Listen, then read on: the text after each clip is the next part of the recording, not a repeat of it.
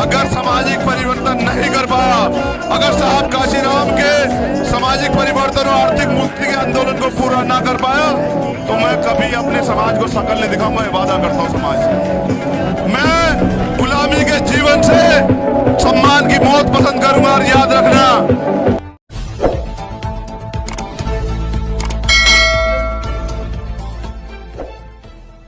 Deenbandhu sir Chhotu Ram किसी परिचय के मोहताज नहीं, लेकिन आप भारत में राजनीति करने वाले लाखों लोगों से पूछोगे तो वो कहेंगे कि वो किसानों के नेता थे, या जाति के आधार पर कहेंगे कि वो जाटों के नेता थे।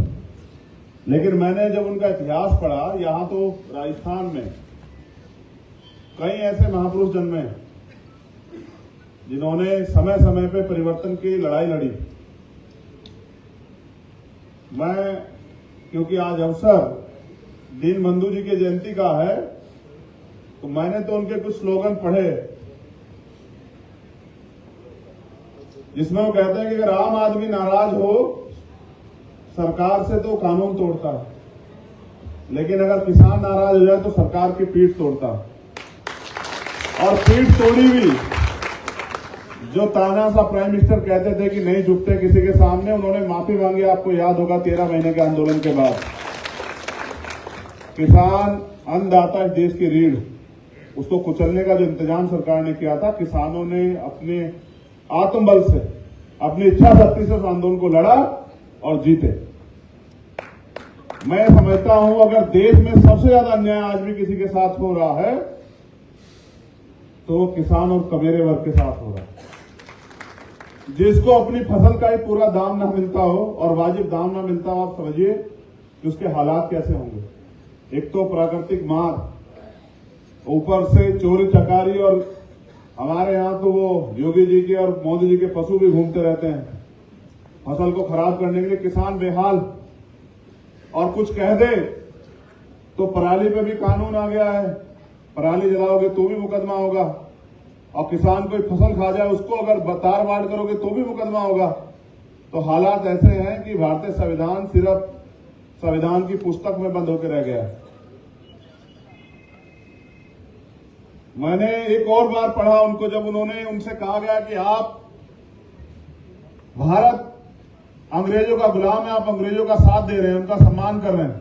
जब साइमन कमीशन आया तो उन्होंने कहा मैं अपने लोगों के अधिकारों के लिए उनसे साथ चाहता हूं, मैं अपने लोगों के अधिकारों के लिए उनके साथ हूं। उन्होंने कहा अगर अंग्रेज तब भी नहीं माने तो उन्होंने कहा फिर मैं तलवार उठा लूंगा, फिर मैं चुप नहीं रहूंगा अगर वो धोखा करेंगे। तो मैं समझता हूं कि आज हम उनको इसलिए याद कर रहे हैं क्योंकि उन्होंने अपने जीवन संघर्ष से ही एक आधार बनाया कि हम लोग जब उनके जाने के बाद उनको याद करें तो हम याद करें कि वो एक महापुरुष थे। और महापुरुष कैसे बने? खुद के लिए ना जी के, समाज के लिए जी के, देश के लिए जी के। और आज ऐसे महापुरुषों की जरूरत है। फिर कोई सर छोटू राम पैदा हो तो पैदा तो फिर बालक होगा, लेकिन बनेगा कैसे? बनेगा वो संघर्ष। जब वो संघर्ष करेगा अपना हित त्याग करके, फिर कोई चौधरी चरण सिंह पैदा हो, फिर कोई बाबा साहब अम्बेडकर पैदा हो, फिर कोई महामना रामसु वर्मा पैदा हो, फिर कोई महाराज सिंह भारती पैदा हो, फिर कोई कुंभाराम आर्य पैदा हो। जब ये पैदा होंगे और अपने जीवन में अपने सुख सुविधा त्याग करके समाज और देश के लिए जिएंगे, तब किसान का मेरे वर्ग को आजादी इस देश में मिलेगी। उसके अलावा कोई रास्ता नहीं। हम पूरे देश में घूमते ही रहते हैं, जब लोगों के बीच जाते हैं तो उनकी समस्याओं को सुनते हैं। प्रदेश बदलते हैं, जिलों के नाम बदलते हैं, किसानों के नाम बदलते, समस्याएं नहीं बदलती। और आपने देखा जब कोरोना काल में आए ये मजदूर कितने बड़े पैमाने पे प्लान करके गया। ये वही सरकारें हैं, जब धर्म की बात आती है तो ये ट्रेनें चलाती, पुष्प वर्षा कराती हैं, क्योंकि इनके एजेंडे सेट होते हैं। लेकिन जब उन मजदूरों को भेजने की बात आती, ना इनके पास बस होती ना ट्रेन होती। इनका एक ही एजेंडा है कि हमारे इस प्यारे भारत को, हमारे अपने मुल्क को, जिसकी मिट्टी में हम लोग पैदा हुए हैं, जिस धरती पे क्रांतिकारियों ने जन्म लिया, शहीद आजम सरदार भगत सिंह, शहीद आजम सरदार उधम सिंह, उस धरती पे पैदा होने वाले क्रांतिकारियों को पैदा होने से पहले कुचल दिया जाए, वो इस लायक ही ना बने। लेकिन सरकार ये नहीं जानती कि जब जब अन्याय बढ़ता है तो अन्याय के खिलाफ बगावती तेवर और बगावत भी तैयार होती है। और ये भारत की भूमि इस बात का इतिहास रखती है कि जब जब कोई तानाशाह हुआ है उसको जवाब देने के लिए इस देश की मिट्टी में पैदा हुए लोगों ने क्रांति की मशाल उठाई है, उसको जवाब दिया। महंगाई बढ़ रही है, बेरोजगारी बढ़ रही है, सरकारी सिस्टम खत्म किया जा रहा है। अभी सगीर जी कह रहे थे कि एयरपोर्ट भेज दिए। सरकार उनकी है तो भाई वो जिन चीजों से गरीबों को, कमजोरों को, मजलूमों को, किसानों को फायदा हो, उनके बच्चों को फायदा हो, सरकारी स्कूल खत्म किए जा रहे हैं, तो उनको बेचेगी नहीं तो आपकी तरक्की के रास्ते क्यों खुलने देगी बताइए। वो तो ये चाहते हैं कि भारत पहले जैसा भारत हो जाए। कैसा भारत? जिस भारत में किसान, कमेरे वर्ग के लोग सांस लेने के लिए भी किसी से पूछें या उनको कोई अधिकार ना हो। तमाम तरह की कुप्रथाएं थी, विधवा विवाह, सती प्रथा, पहले नाबालिग बच्चों की शादियां होती थी। तमाम तरह की कुप्रथाओं के खिलाफ लगातार आंदोलन चले और बदली, लेकिन संघर्ष अभी खत्म नहीं हुआ। मैं आप जो नौजवान साथी यहां बैठे, मैं आपकी धार की, आपकी क्षमता की तो प्रशंसा करता हूं, लेकिन वहीं मैं आपके अनुशासन पे ये भी कहता हूं कि अगर आप अनुशासित नहीं है तो आप कोई लक्ष्य प्राप्त नहीं कर सकते। मैं अम्बेडकरवादियों की हौसले की तो दाद देता हूं, लेकिन मैं ये भी समझता हूं कि जब कोई सगीर साहब यहां बोले तो उनको टोकने का मतलब नहीं बनता है। उनको अपनी पूरी बात कहने की आजादी होनी चाहिए। आपको कोई गलत सही लगता है तो उसमें परिवर्तन करा लो। मैं इस बार मंच से एक और ऐलान करता हूं कि वो सिर्फ नाम बदल रहे हैं। नाम बदलने से मुल्क हमारा नहीं बदल जाता। अपने मुल्क के खिलाफ उठी हुई एक किसी भी आवाज को दबाने की हिम्मत हम लोग रखते हैं बीमार में के लोग। ऐसी गलती कोई ना करे। ये हमारा मुल्क है, इसकी तरक्की के लिए, इसको मजबूत बना के रखने के लिए आज फिर क्रांतिकारियों की जरूरत है।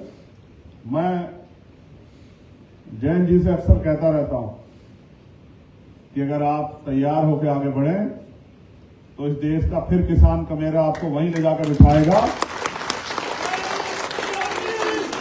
जहां, देखो, सरकार बनती है, सरकार बदल जाती है, लेकिन नीयत का फेल। सरकारें तो आज भी हैं और लोगों ने बनाई है चुन के। ये जो जयंती का प्रोग्राम है, ये मेरा प्रोग्राम नहीं था। इसके लिए मुझे जयंत चौधरी जी ने कहा कि भाई हम सर छोटू राम की जयंती मनाना चाहते हैं, वो आप लोग अपने बैनर पे बनाओ, मैं वहां आना चाहता हूं उस प्रोग्राम में। तो यानी कि जितनी आपके अंदर जो है आग है किसान कमेरे को एकजुट करने की, उतनी आग उनके अंदर भी।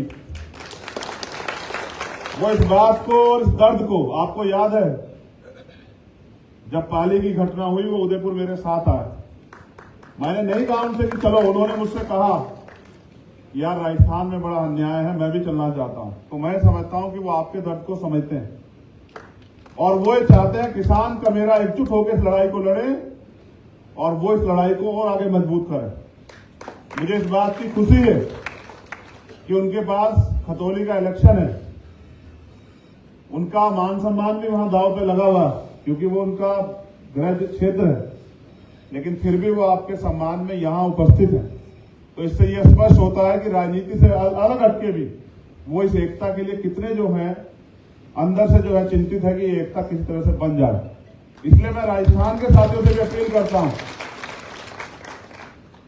जैसा मनोज भाई ने कहा